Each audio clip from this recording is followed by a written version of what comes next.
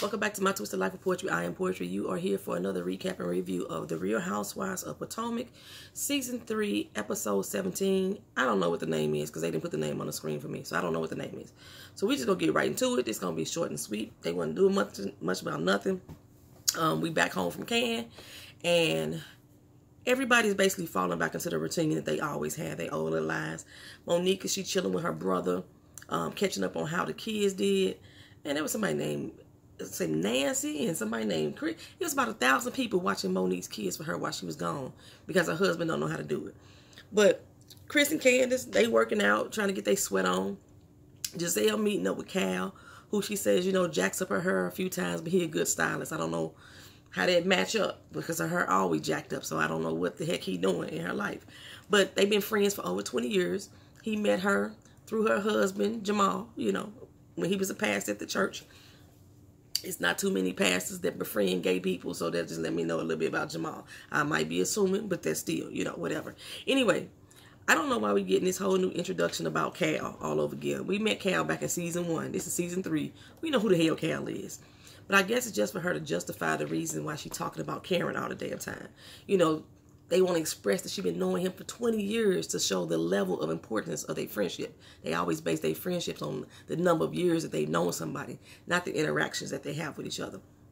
But anyway, she basically just want to tell Cal all of Karen's alleged rumors that they have about her.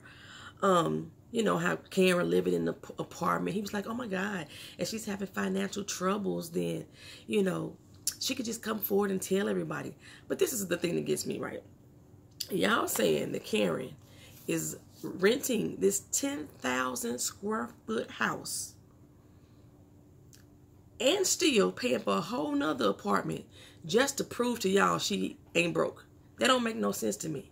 Why would somebody rent a 10,000 square foot house to prove to y'all they ain't broke? Why do they need to prove anything? The fact that she can afford to rent a 10,000 square foot house and live in another apartment somewhere across town show you that she ain't broke. Y'all the ones that's broke. All y'all living off y'all damn husband. She the only one got her own real money for real. Well, Monique kind of getting her own real money now. And Candace but Candace and Monique ain't the ones that's tripping off the fact that Karen's in financial stress or whatever y'all think she is. Anyway, when Cal came walking in that building, he walking like somebody blew his back out. I don't know what was going on with his soul. He came in talking about he was doing some dirty, nasty things last night, but then he said he didn't follow through. I don't know what dirty, nasty things you doing that got you walking like that, and there was no follow through on it. Cal's a lie, but his friend Giselle's a lie too, so we already know. So I'm going to already get started early. Like, what is the issue that they having with Karen's geographic location? Is it the fact that she don't live in Great Falls? Or is the fact that she lived in the townhouse? It makes no sense to me why y'all so concerned about where she lived. None of y'all live in Great Falls either. Y'all all live in Potomac. Matter of fact, Ashley don't live in Potomac at all. She lives somewhere in Maryland, up in Michael's penthouse, because he keep putting her out every 6 months. So we don't even know where the heck she living. She probably living at the back of that bar. What happened to that bar that she was supposed to own back in Season 2? We ain't heard nothing else about it. I guess that was a flop too. And she got the nerve to talk about somebody else's money problems. Anyway, we never get to hear Giselle really showing her business. I guess that's because she got like 1,000 partners on her business that she ain't really got to be there. She probably just the face of it for real. That's what Karen was hinting at when she was talking about that she got so many doggone partners. But anyway, we never really get to hear her do or see her do anything with the business. We see her take pictures, and we see that one YouTube girl I was telling y'all about. She go on the road with her every once in a while, and she wears the makeup, which is, well, I seen Keena put it on in Target. That was some hideous makeup. It was draining. It was see-through.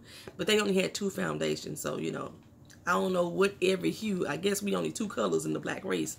That we didn't get every hue. We only got 2 hues in our Targets. And I done been to several Targets. And we ain't got. But I don't know. Beautiful Soul Speaks said they do got a big collection down there in Atlanta. So maybe when I come through Atlanta one day, I'll see if she got every hue for everybody. So, anyway, Ashley get home and says Michael wasn't there waiting with loving arms. She wanted a big loving kiss from her 75-year-old husband. And the fact that she ain't got no little babies running around reminds her that she got a fake marriage. We all know that marriage fake. She just trying to get that money from that prenup. That's the only reason why she came back in the last doggone time. But now Ashley trying to make us believe that what Michael said, he didn't want to have no babies with her because she going to turn out just like her old jacked up ass mama. that's all in his head. He making all this stuff up.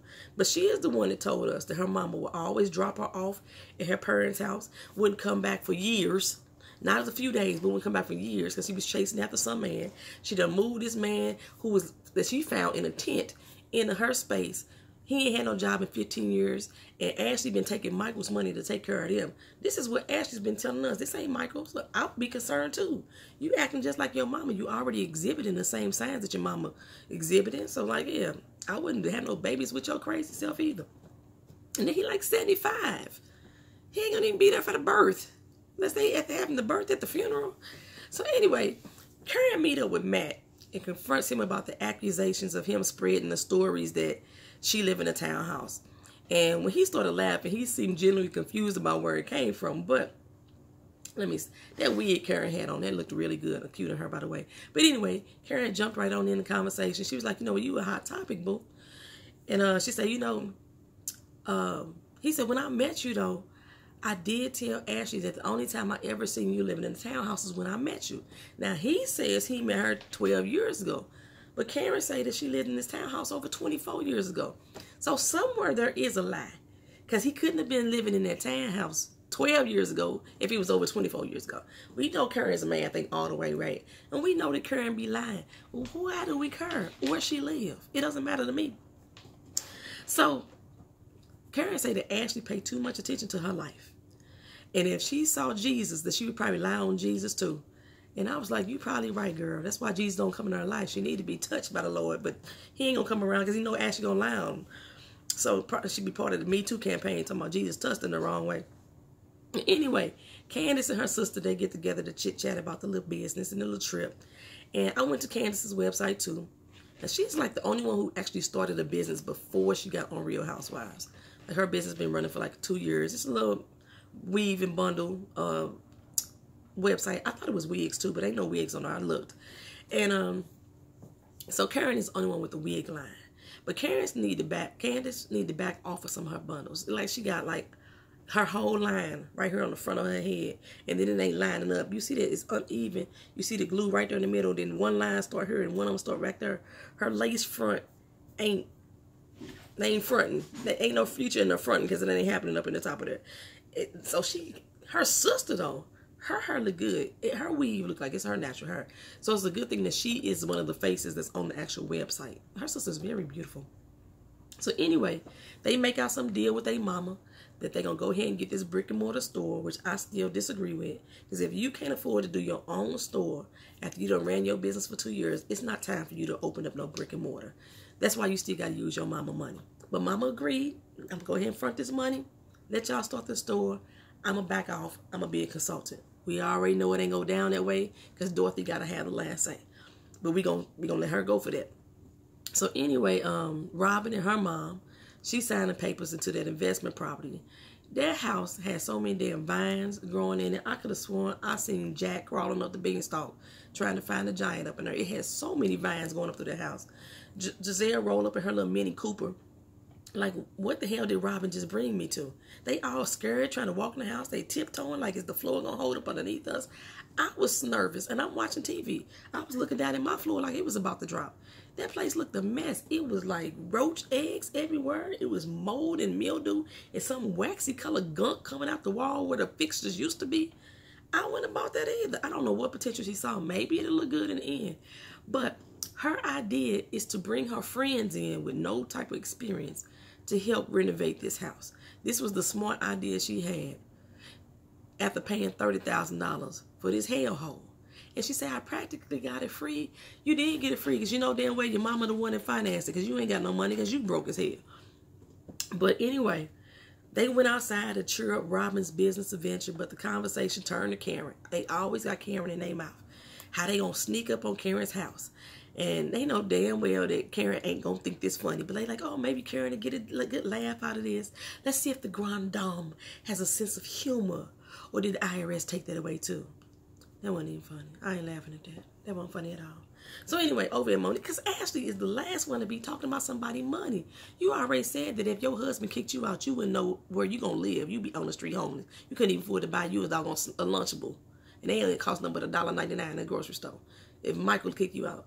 So how you always up in Karen's pockets? Maybe because she didn't let you have a room in that house when Michael kicked you out the last time. Anyway, over at Monique's house, Chris said, Chris and Monique got a little setup, you know, some wine and some cigars. They out by the little fire pit. She gonna pamper her man a little bit. He put his old big old feet. Chris a big old dude. Man, he put that doggone foot up on her. He covered her whole chest. And she massaging that. She only got that one foot down because her hands was tired. She never got to that other foot. That boy feet are big. But she pampering him, you know. He's like, yeah, I love this. This is how we used to do back in the day. He bring up her having another baby. And I wonder if that's what their argument really was about before she went to Cannes. But anyway, they chit-chat about their argument, how they both could do better and they gonna move forward. Good for them. I like them as a couple. So she downloaded him about the trip, saying there wasn't no beef on the trip at all, and they had a lot of resolution. I'm trying to figure out what trip she was on, because they argue every day, all day long. And the only thing that really came out was that she was able to out Sharice, when Sharice threw that back in her face and put the blame back on her like she didn't have nothing to do with it, even after saying, I did do it. They had her Trump on, and the next breath said it didn't happen. But you just said you did it, all in the same sentence. That's the only thing that came out. Anyway, Chris gave her a little surprise of a little red velvet cake and a gift for her birthday. Like I said, they kind of cute as a couple.